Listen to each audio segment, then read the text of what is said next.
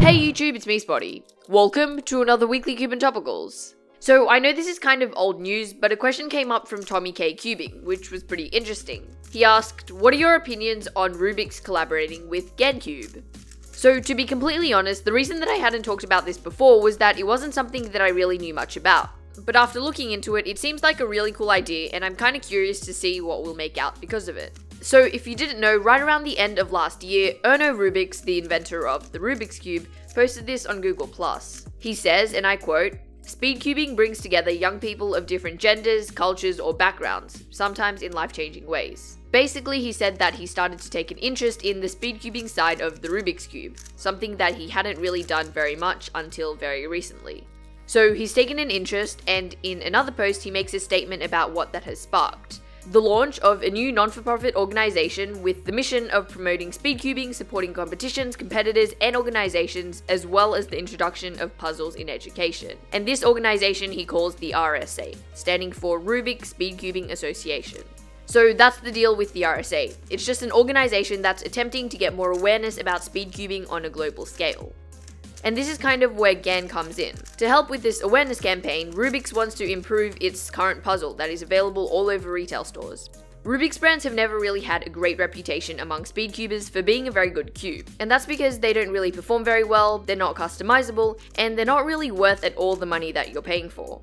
However, you can't really deny that this is almost always the first cube that you get, and it is the cube that gets most people into speedcubing in the first place. Rubik has recognized both things, and so he's teaming up with GAN, a reputable designer, to improve the traditional Rubik's branded cubes.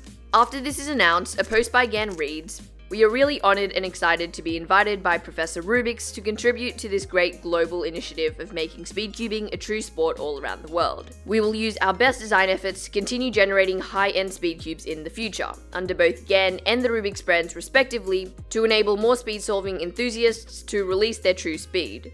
I personally think that this partnership is a huge step forward for speedcubing, and I think that this could really be something that benefits growth in the community. If all turns out well, then this could be really awesome for us and the people who are thinking of getting into the hobby. Hey, so I just wanted to quickly update you guys on something really quickly. I was watching Keaton Ellis's live stream. It's his most recent one. And he was talking about how he got this cube, he won it at a competition, and it was the cube that I was talking about in this video, the one that was produced collaboratively by Gans and Rubik, released under the Rubik's brand. And I think that that's really exciting to see that this is already being produced, because I thought maybe it was just a lot of talk and not so much action, or maybe action but seen in a long time, so nothing that would be really evident to us right now. But it seems that they're really going through with this, and it's pretty exciting to see developments like this happening so soon. So he was talking about how it was a cube that was very similar to the GAN's, I think the GAN's 356 version 2.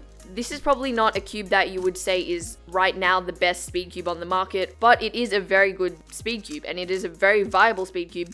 So yeah, I think it's just really exciting that this cube might be potentially going out across the world, and it's a really good speed cube and they're so easily accessible, and I think it'll make it a lot easier for people to get into speed cubing, I think. But yeah, that's the update, back to the video. As for what I think about the RSA, I think again this could be a really cool idea.